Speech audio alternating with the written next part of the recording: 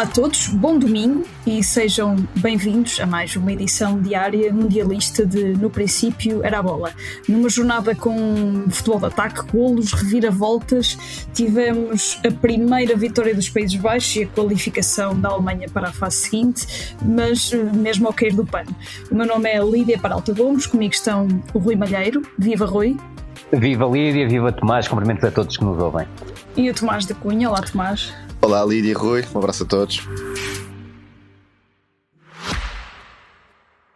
O Expresso tem uma nova subscrição que lhe dá acesso completo ao The New York Times, com atualidade, jogos, culinária e muito mais. E ainda aos conteúdos exclusivos da SIC Notícias, incluindo o Direto Vertical, a nova e inovadora emissão que se adapta ao seu smartphone. Subscreva em expresso.pt/digital. Expresso. Liberdade para pensar.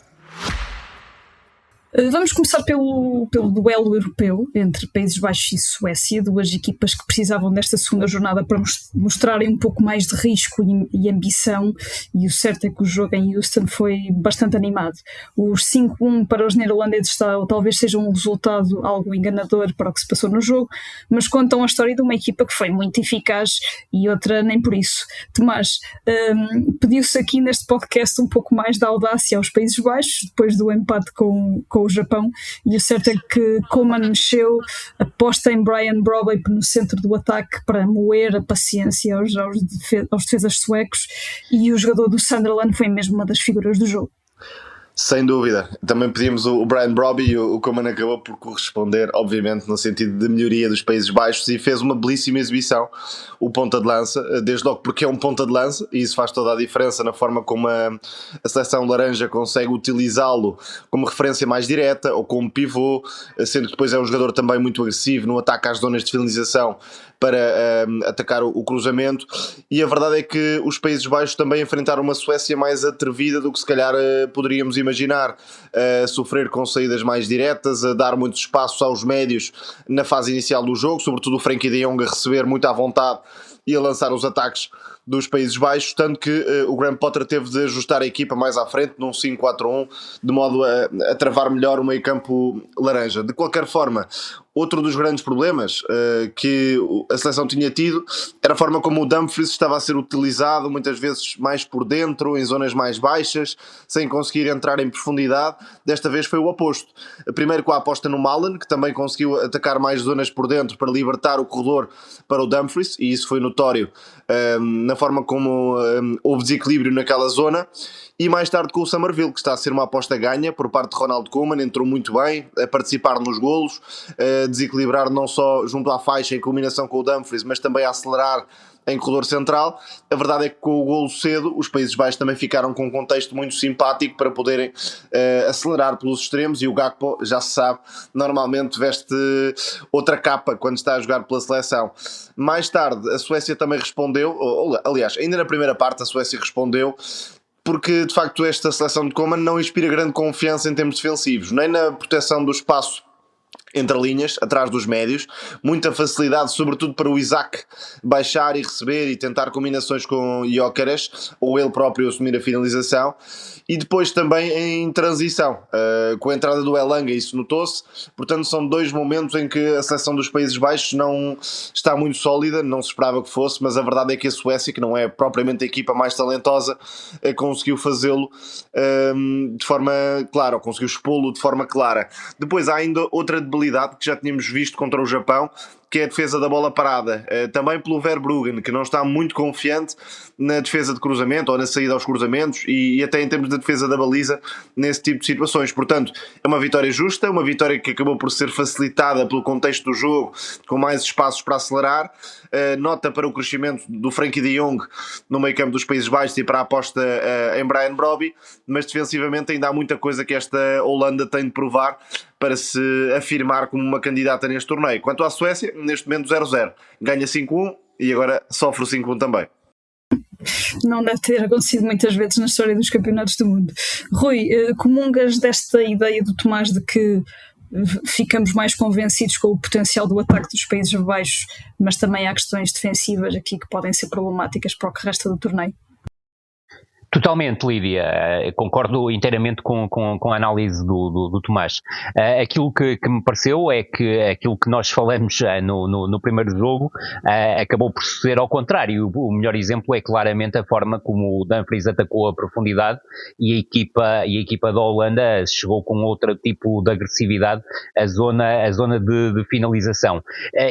Queria destacar o primeiro golo dos Países Baixos. É um lance muitíssimo interessante pela forma como a equipa estava a construir por trás, e depois o Verbruggen busca o passe longo para o Brobbey, e a presença do Brobbey acaba por ser determinante pela capacidade que ele tem, tal como Tomás referiu, de jogar de costas. É um jogador extremamente possante e que consegue também jogar de costas e estabelecer apoios frontais. E reparar que a equipa da Suécia defendia homem a homem, os dois extremos abertos a serem seguidos pelo Lagerbielke e pelo Lindelof, e depois a capacidade que o Brobbey teve para entregar a bola ao Reinders, que estava enquadrado, estava de frente para a baliza, e depois a forma como a equipa dos Países Baixos consegue desenvolver pelo corredor esquerdo e depois chegar à zona de finalização, com o Brobbey, cá está, a aparecer muito oportunamente em zona de finalização e fazer 1-0. Aconteceu mesmo no 2-0, ainda que pelo corredor direito,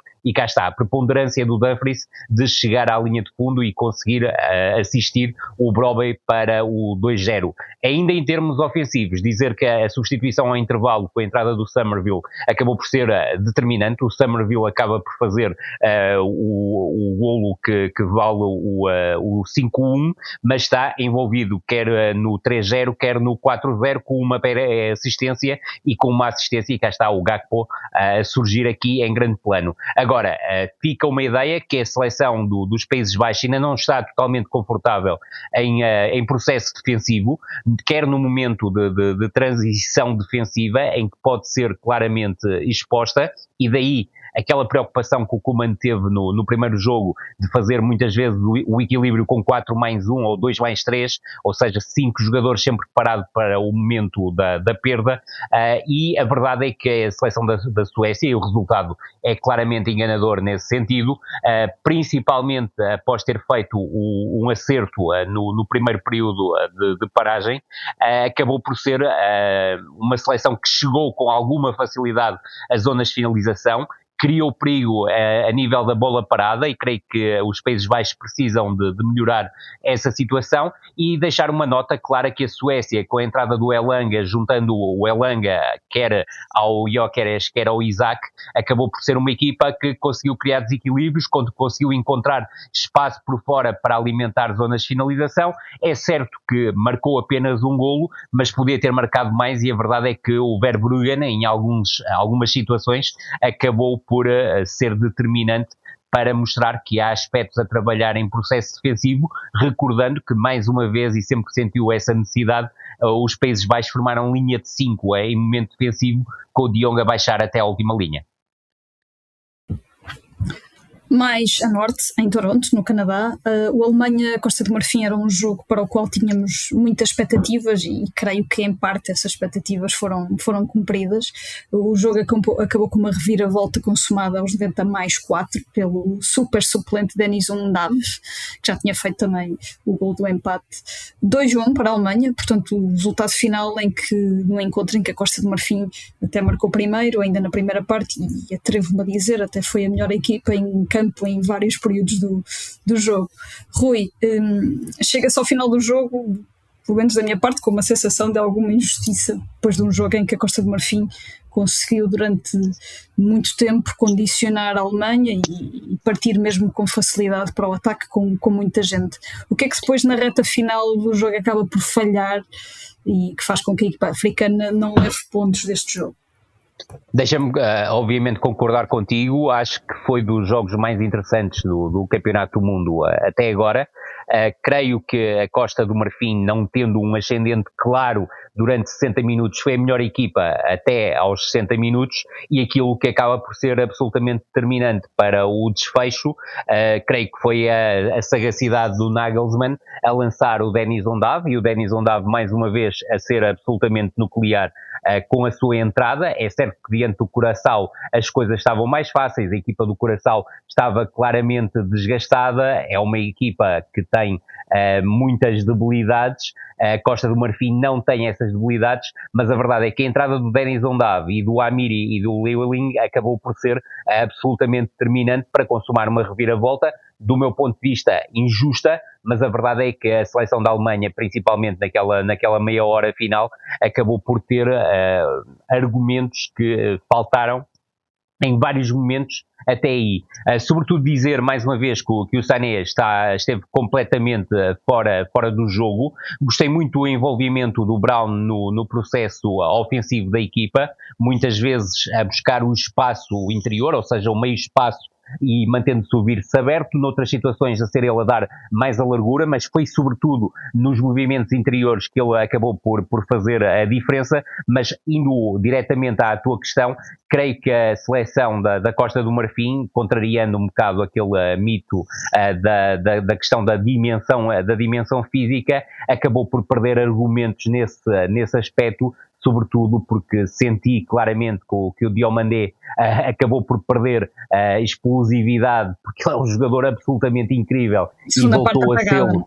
Exatamente, voltou a sê-lo na primeira parte do jogo. É impressionante a forma como ele cria o lance do 1-0, tira 3 jogadores do caminho e sobretudo mostrou algo que me parece, e volto a frisar que diante do Curaçao, quer eu quer o Tomás, estamos nesse ponto, que é a forma como a Alemanha prepara o pós-perda, ou seja, muitas vezes em 3-1, algumas situações até 2-1, e a verdade é que o Diomande conseguiu mostrar aquela que poderá ser uma das debilidades da seleção alemã, que é claramente a questão do Kimmich, sobretudo se tiver um extremo muito veloz no momento de recuperação. Kimmich é um jogador absolutamente notável com bola, é inteligentíssimo também do ponto de vista tático, mas em termos de velocidade, com um extremo, com a explosão, com a criatividade e com a capacidade de atacar espaços do Diomandé, sente debilidades. Também é certo que não encontrará muitos extremos desta qualidade, mas se olharmos para um acesso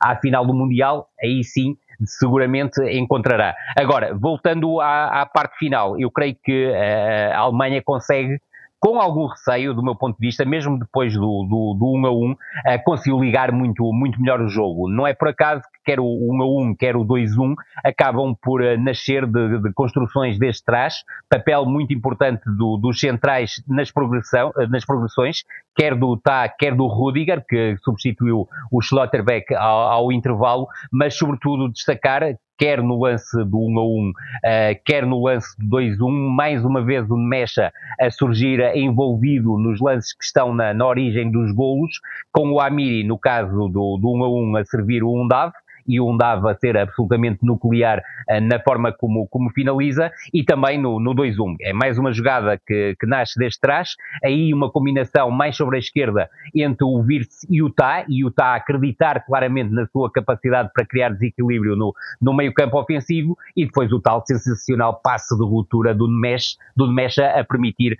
a execução do Undav, mais uma vez tremendo, a criar espaço muitas vezes e sobretudo a finalizar, porque é um jogador que pode acrescentar muito a esta seleção da Alemanha, porque é verdadeiramente o 9 a referência, mas um 9 que não se limita ao espaço área, mesmo sendo esse o espaço em que é capaz de tomar melhores decisões e, sobretudo, as decisões definitivas. Tomás, a Alemanha tem aqui um problema de transição defensiva que pode vir a trazer problemas neste Mundial. Tem um problema de transição defensiva, parece-me ter também um problema de defesa da área, não são centrais muito fiáveis, e vamos ver se a lesão do Schlotterbeck é complicada ou não, mas principalmente o Jonathan Tah não vive muito bem a defender cruzamentos, e notou-se isso no lance do gol da Costa do Marfim, sempre com o Ian Diomandé a desequilibrar. Curiosamente até me parece que fez uma melhor exibição contra o Equador, mas tem momentos absolutamente geniais, nomeadamente na forma como tira Kimmich da frente. E isto é outro tema que Nagelsmann vai ter dificuldades em resolver, porque não tem laterais direitos de raiz na convocatória. A aposta é Kimmich, mas em cenários de transição defensiva, 1 contra 1 defensivo, principalmente contra extremos como o Yan Diomandé, vai sofrer, não há a mínima hipótese. É um jogador que fisicamente deixa a desejar, repito, na comparação contra esses extremos. O Arnold, por exemplo, sofre do mesmo mal. São jogadores que não estão talhados exatamente para esse tipo de defesa de corredor lateral. E a Alemanha, entrando a perder, depois teve muitas dificuldades para conseguir superar o bloco defensivo da Costa do Marfim.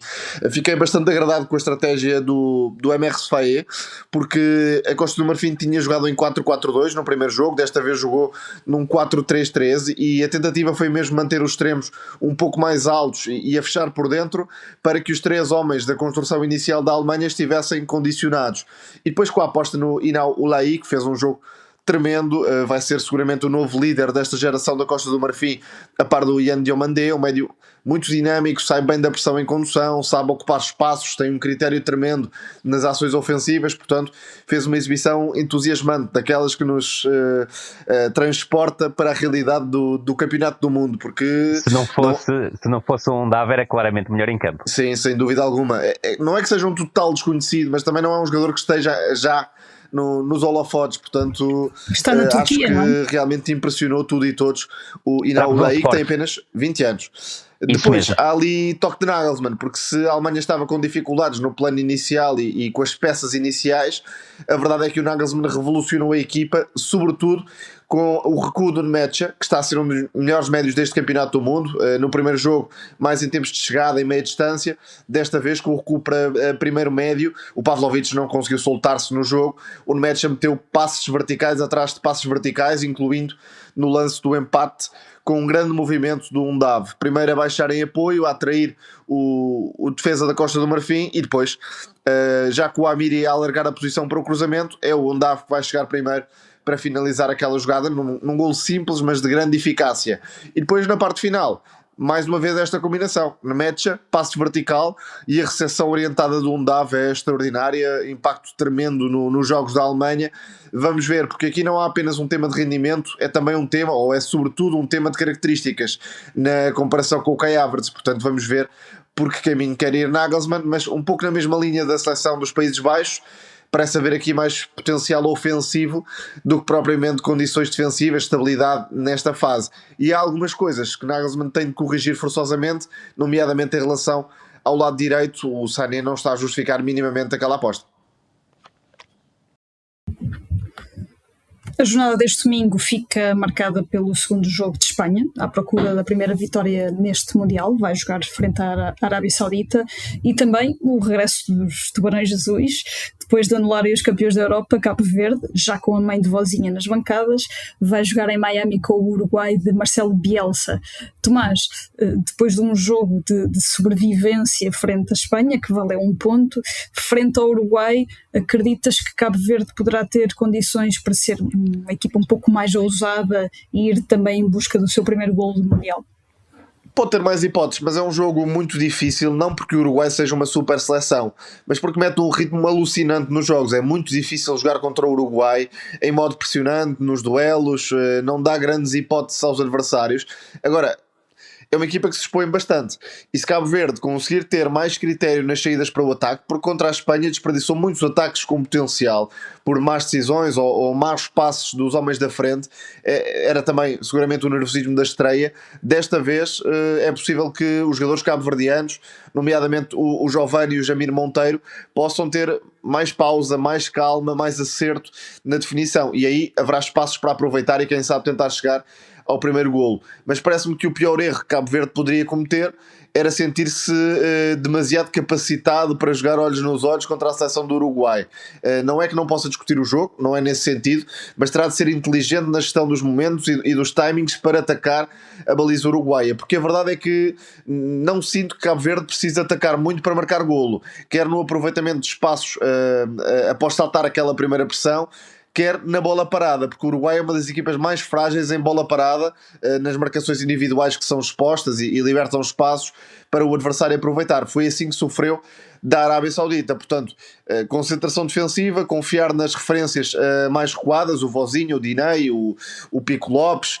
Vamos ver que mexidas fará o Bobista ou não, mas é um jogo para Cabo Verde abordar com realismo, tentando, quem sabe, até pontuar novamente para levar em condições de apuramento o cenário para a última jornada contra a Arábia Saudita. Portanto, o ritmo do Uruguai vai ser difícil de aguentar em 90 minutos, portanto Cabo Verde terá de ser cauteloso, na minha visão, para poder ficar confortável ou relativamente confortável, sabendo que este Uruguai foi uma equipa na primeira parte contra a Arábia Saudita, com muitos problemas para gerar oportunidades. Na segunda parte já foi diferente, com as mexidas de Marcelo Bielsa, o Maxi que passou para o lateral esquerdo, o Valverde que passou mais para uma zona central, o Sanabria a tirar cruzamentos já com o Vinhas como ponta de lança. Sabemos que é uma equipa pouco criativa na forma como aproveita o espaço em corredor central, portanto Cabo Verde pode tentar forçar o mesmo jogo que forçou a seleção espanhola, levar o Uruguai para fora, obrigar o adversário a tirar cruzamentos e controlar a grande área com os dois centrais. Vamos ver se será capaz de o fazer.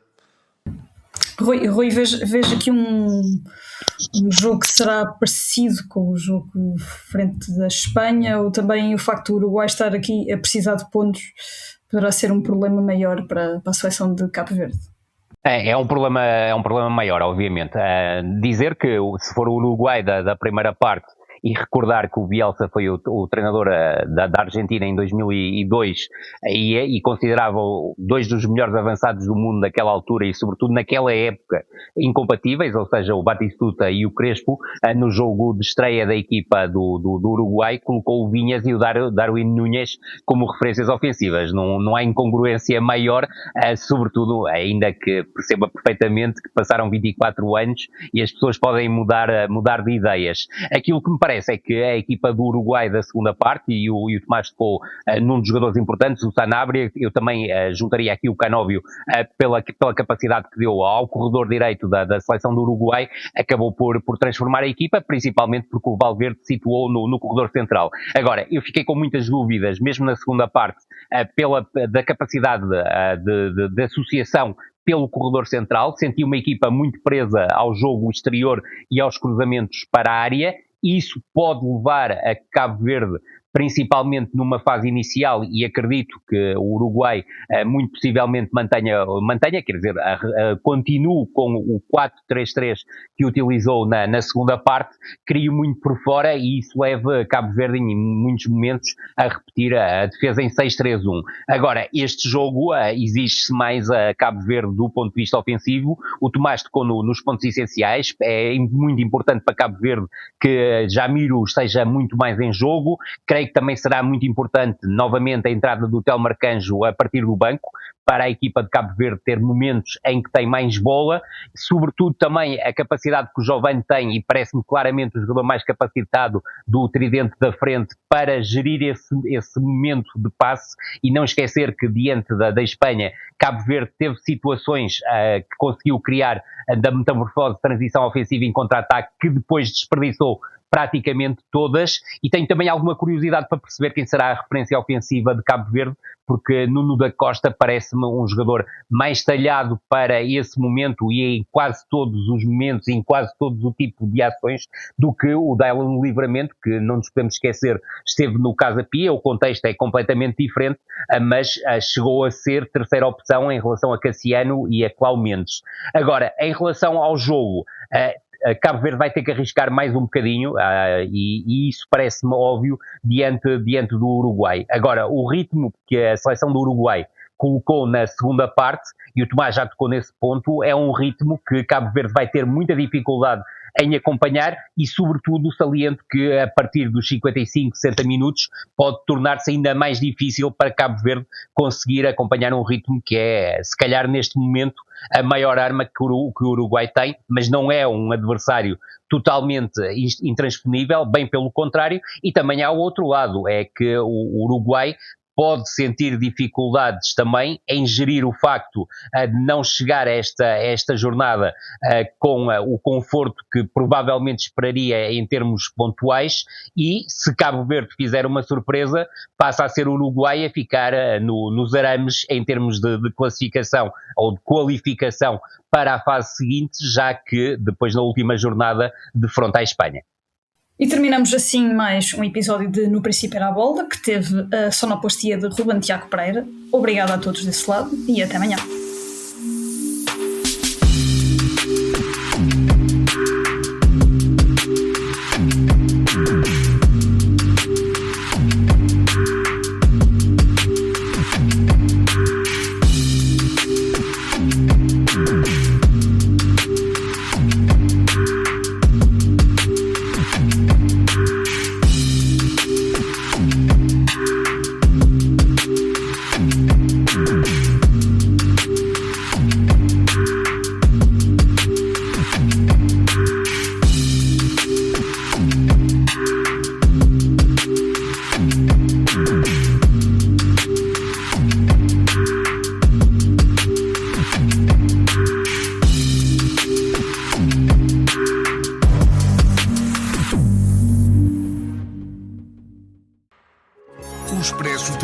Subscrição que lhe dá acesso completo ao The New York Times, com atualidade, jogos, culinária e muito mais. E ainda aos conteúdos exclusivos da SIC Notícias, incluindo o Direto Vertical, a nova e inovadora emissão que se adapta ao seu smartphone. Subscreva em expresso.pt/digital. Expresso. Liberdade para pensar.